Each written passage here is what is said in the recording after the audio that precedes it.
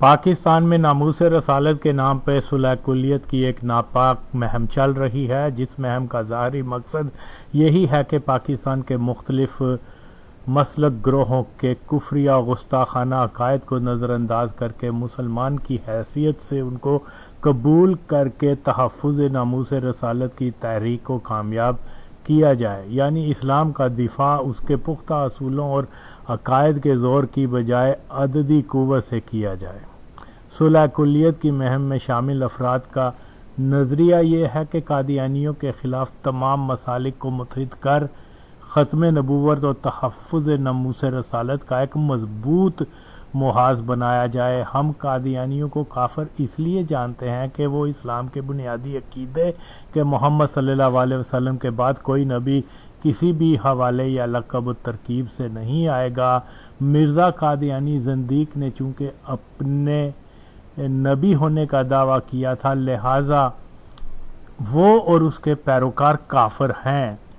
پاکستان میں امام احمد رضا فاضل بریلوی رحمۃ اللہ علیہ کے ماننے والے، جو پاکستان کی آبادی کا 70% کے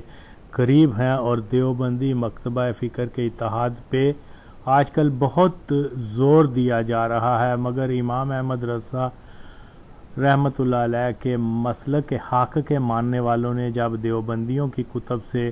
انہی کو یعنی دیوبندیوں کو ہی منکر ختم نبوت ہونا ان کا ثابت کر دیا، تو پھر دیوبندی اور مرزئی دونوں ہی ہم عقیدہ یوں ٹھہرے کہ دیوبندیوں کا عقیدہ ہے کہ فرض کیا کل کو اگر نیا نبی بھی آ جائے تو نظریہ ختم نبوت کو کوئی فرق نہیں پڑے گا۔ اب اگر یہ کہا جائے کہ بالفرض کل کو دوسرا خدا بھی پیدا ہو جائے تو وحدانیت خدا کو کوئی فرق نہیں پڑے گا، معاذ اللہ۔ اس بات کو ہم یوں دیکھتے ہیں کہ اگرچہ مرزا غلام قادیانی جہنمی نے بھی اپنے نبی ہونے کا جھوٹا دعویٰ کیا تھا، جس سے اس نے اسلام کے بنیادی نظریے کو رد کیا اور وہ مرتد ہوا، مگر اس کے باوجود مرزئی مافیا نے سادہ لوگ مسلمانوں کو دھوکہ دینے کی خاطر یہ پروپیگنڈا شروع کر دیا کہ دیکھیں جی مولوی لوگ ہم کو خواہ خواہ بدنام کرتے ہیں کہ ہم منکر نبوت ہیں وغیرہ، مگر ہم قادیانی تو ختم نبوت کے قائل ہیں۔ مرزئیوں کے خلاف جتنے بھی فتوے لگے ہیں اس میں یہی کہا گیا ہے کہ مرزئی چونکہ ختم نبوت کے منکر ہیں اس لیے دائرہ اسلام سے خارج ہیں، مگر قادیانی جب کسی کو بھی اپنے مذہب میں شامل کرنے کی کوشش کرتے ہیں تو اس کو کہتے ہیں کہ مرزیت میں داخل ہونے کی پہلی شرط یہی ہے کہ نبی محمد صلی اللہ علیہ وسلم آخری نبی ہیں، اور اس کے ساتھ ہی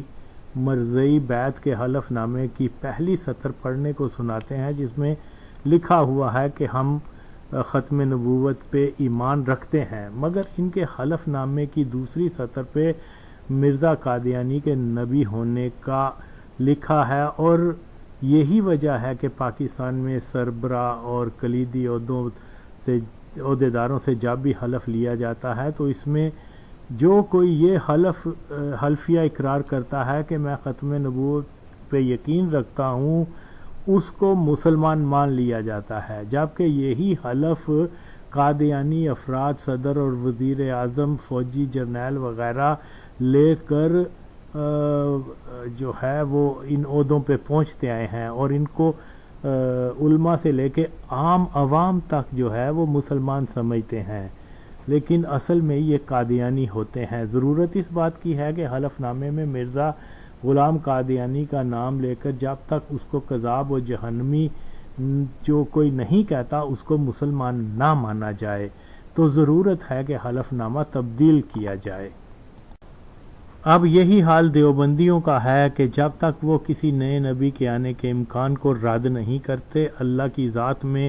جھوٹ جیسا عیب ہونا، نبی صلی اللہ علیہ وسلم کی تمام گستاخیوں سے بریت نہیں کرتے، تب تک ان کے ساتھ کوئی اتحاد ہو ہی نہیں سکتا۔ صلح کلیت کی مہم اسلام کے بنیادی عقائد پہ وار اس لیے ہے کہ صلح کلیت کی ناپاک سازش اسلام کو چونچوں کا مربع بنا کر رکھ دینے کی ایک شیطانی چال ہے۔ اگر آج اس دلیل پہ کہ دیوبندی بھی کلمہ گو ہیں تو دیوبندیوں کے گستاخانہ عقائد کو نظر انداز کر کے ان سے اتحاد کر لیا گیا تو کل کو مرزائیوں کو بھی کلمہ گو ہونے کی وجہ سے مسلمان مان لیا جانے کا راستہ ہموار کر دیا جائے گا۔ اس سازش پہ حالیہ سالوں میں بہت سے لوگ بہت ہی منظم طریقے سے پاکستان کی ایجنسیوں جن کے سربراہ پکے حرامزادے مرزائی ہوتے ہیں ان کی ہدایت پہ یہ سارے سازش کا حصہ بنے ہوئے ہیں۔ دینی طبقہ، صحافی، دانشور، کالم نگار، سیاستدان اور دیگر شعبہ زندگی سے تعلق رکھنے والے سب ہی اس اسلام دشمن مرزائی وہابی جماعت غیر اسلامی کے اشتراک کی سازش میں شامل ہیں، جس میں اوریہ مقبول جان نامی ایک ایسا شخص پیش ہے جو اس مہم کو لیڈ کر رہا ہے، جو بھارت کے شہر قادیان جا کر قادیانی عبادت گاہ میں مرزائی امام کے پیچھے نمازیں ادا کرتا رہا، جو جانتا تھا کہ ضیاء ایک مرزائی ہے، مگر اس جانکاری کے باوجود یہ شخص ضیاء کو مجاہد اسلام کہتا رہا۔ اوریہ مقبول جان جانتا ہے کہ عمران خان بھی مرزائی ہے، مگر اس کے باوجود عمران کے مرزائی ہونے پہ یہ دلہ سکوت کرتا ہے۔ اوریہ مقبول جان جو اپنی زبان سے اقرار کرتا ہے کہ وہ مودودی کو سچا مسلمان اور عالم دین اسلام کی خدمت کرنے والا مانتا ہے، جبکہ مودودی کے گستاخ اور مرتد ہونے پہ پوری امت کا اجماع ہے۔ اوریہ مقبول جان کی ساری زندگی کی گواہی یہی ہے کہ وہ جماعت غیر اسلامی وہابی دیوبندی مکتبہ فکر کے نزدیک اور ان کا زبردست حامی ہونے کے علاوہ یہ بدبخت، بدعقیدہ، بدنیت شخص سنی بریلوی اہل حق مسلک کو مشرک کہتا رہا ہے، اور اس ناپاک شخص کے نزدیک بریلوی غیر اللہ کی مدد مانگنے والے مشرک ہیں، جبکہ اللہ کی عطا سے انبیاء ولی اللہ جو غیر اللہ سے مدد کا عقیدہ قرآن سے ثابت ہے۔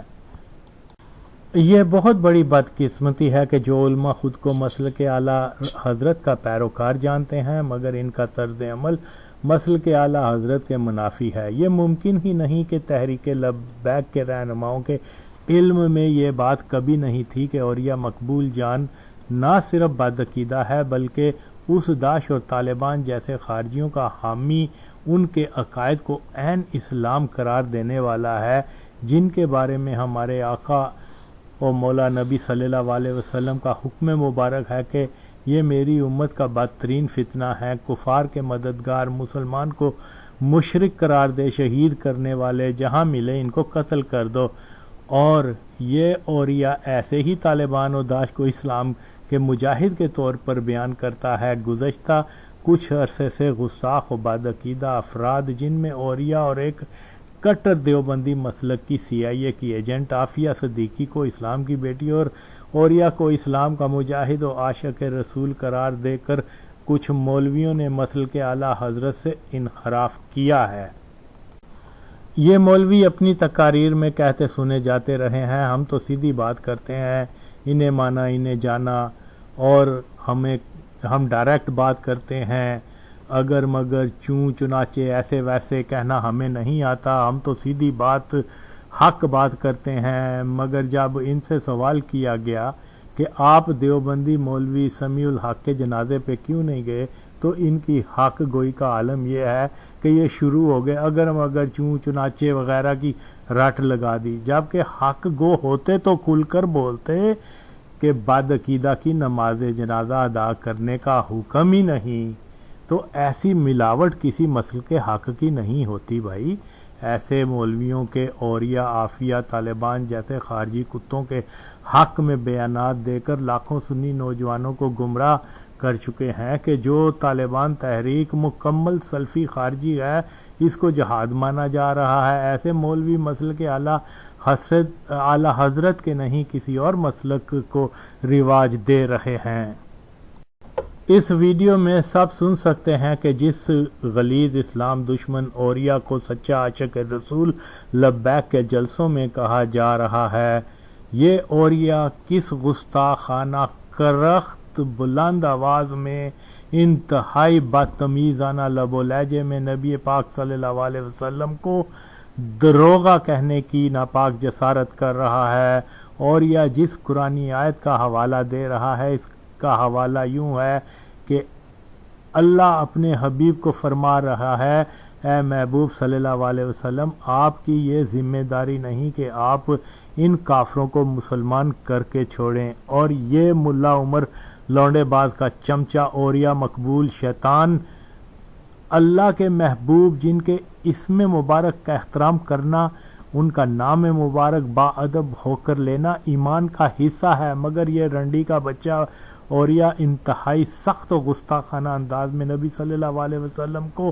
دروغہ کہہ رہا ہے۔ معاذ اللہ کے محبوب ہمارے آقا و مولا نبی صلی اللہ علیہ وسلم کا اسم مبارک لیا جائے اور اس کے ساتھ درود بھیجنا لازم بن جاتا ہے، اور یہی ایک پہچان بن جاتی ہے ایک عاشق رسول کی، مگر جس ناپاک مرضی اوریا کو ایک سچا مسلمان عاشق رسول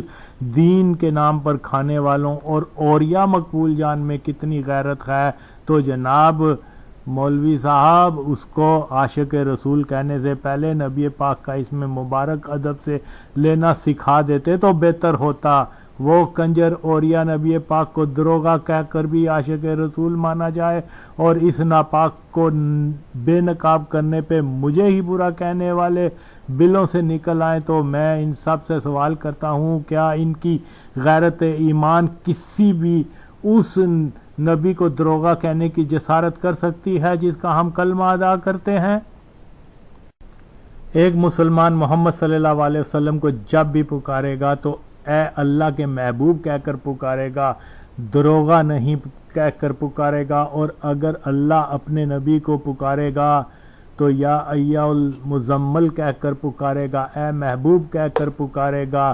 اللہ نبی کو پکارے گا تو اے رحمت والے نبی کہہ کر پکارے گا، یا رسول اللہ کہہ کر پکارے گا۔ تو سن لو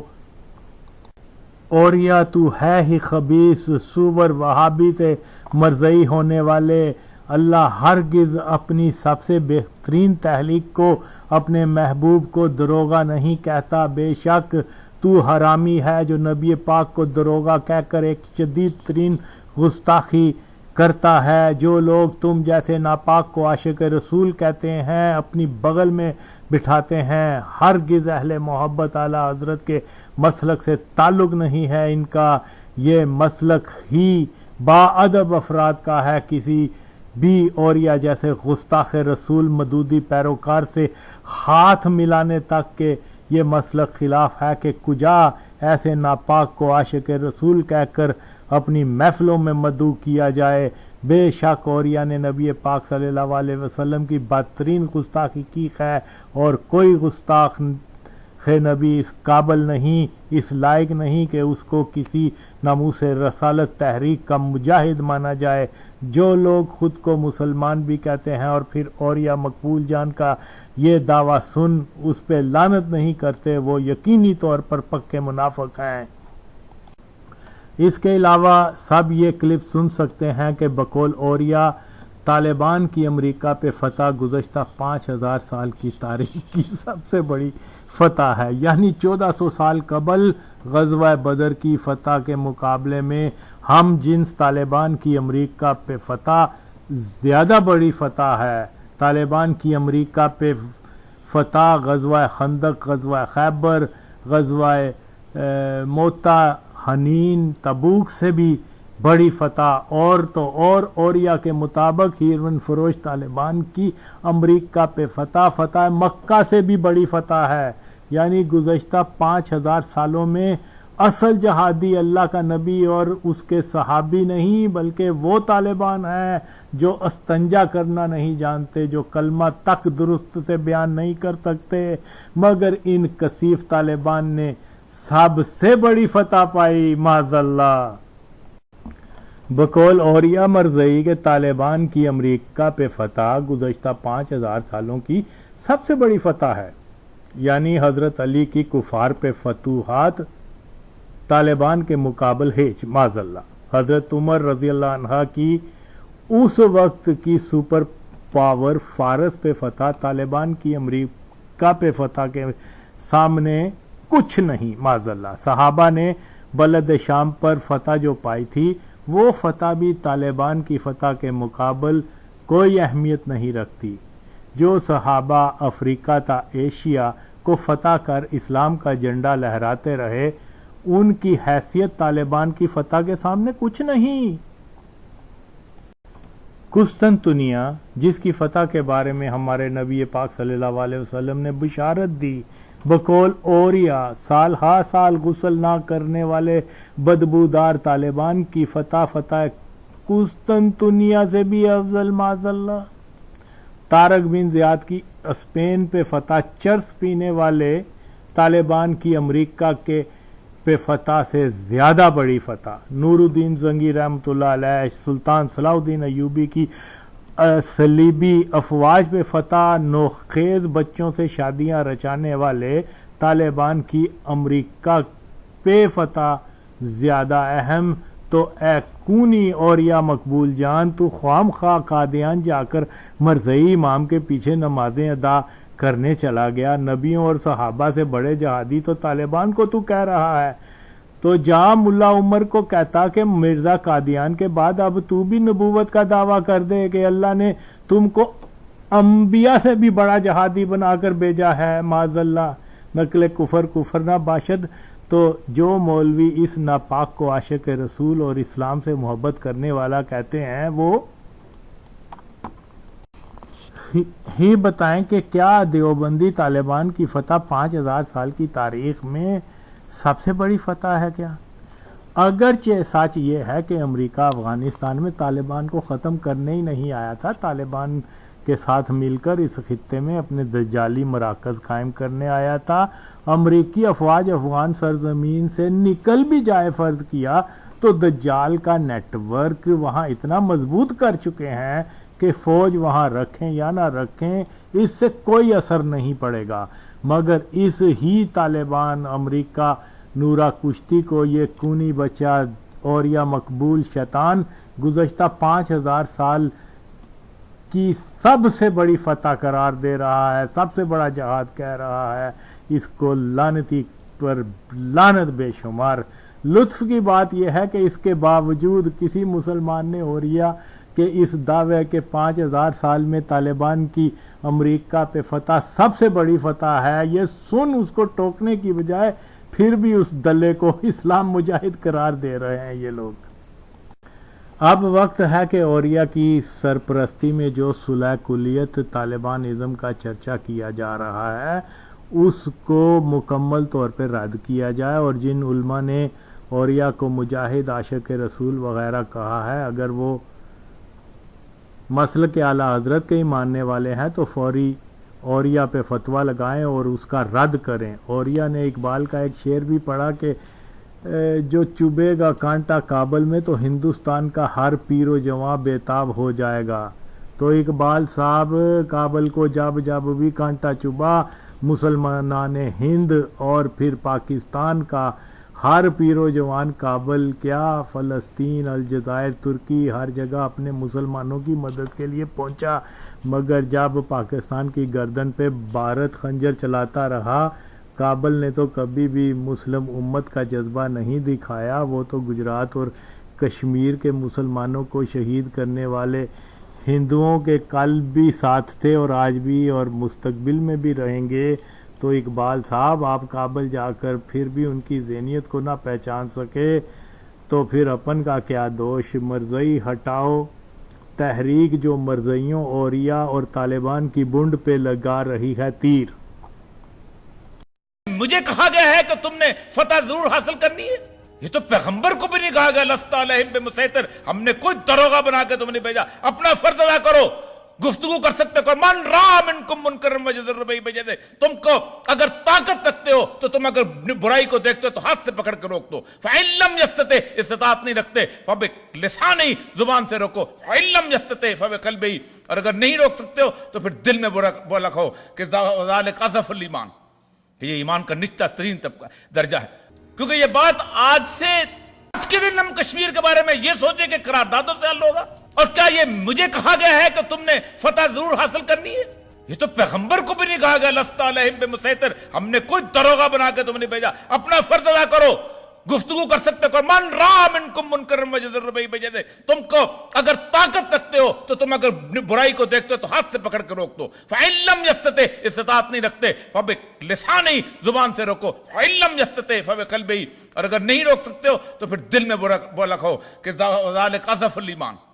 کہ یہ ایمان کا نچلا ترین طبقہ درجہ۔ لیکن میرا اللہ ان 5 لاکھ گھروں پر لعنت بھیجتا ہے جہاں سے وہ بوڑھے ہجرت کر کے وہاں جاتے ہیں۔ مجھے ریانسی کروکر یاد آ رہا ہے، میں نے اس پہ لکھا بھی ہے، آج سے تقریباً 13 یا 14 سال پہلے میں ڈائریکٹر جنرل آرکیالوجی تھا، وہ یہاں پر سفیر تھا امریکہ کا، کل اس کا آرٹیکل چھپا ہے، اس نے یہ نہیں لکھا کہ یہ انخلا ہو رہا ہے، اس نے یہ نہیں لکھا یہ ڈیل ہو رہی ہے، اس نے کہا it's not a deal it's a surrender, یہ ہتھیار ڈالنا ہے۔ کس نے کہا تھا کہ مالک الملک ہوں میں؟ کس نے کہا تھا وَمَن يَتَوَكَّلْ عَلَى اللَّهِ فَحَسْبُهُ؟ تحریکیں ایسے نہیں چلا کرتی، باؤنڈریز کی بنیاد پر مسلمانوں کی امت کی تحریک کا تصور ہی کہیں نہیں ہے دنیا کے اندر، اور صرف امریکہ نے شکست کھائی ہے۔ دنیا کی تاریخ میں یہ پہلا واقعہ ہے، میرا دعویٰ ہے 5000 سال کی تاریخ میں یہ پہلا واقعہ ہے۔ الیگزینڈر چلا تھا، اس کی ایک قوت تھی مقابلے میں، دارا تھا اس کی ایک قوت تھی مقابلے میں۔ فرسٹ ورلڈ وار ہوئی، آدھی دنیا ایک طرف تھی، آدھی دنیا دوسری طرف تھی۔ سیکنڈ ورلڈ وار، آدھی دنیا ایک طرف، آدھی دنیا دوسری طرف۔ یہ کون سی جنگ ہے کہ پوری دنیا ایک طرف ہے بھائی، پوری دنیا، کوئی ایک پڑوسی ساتھ نہیں ہے۔ 57 اٹھائیے 2004 کی سینٹ کی رپورٹ جو پیش کی گئی ہے،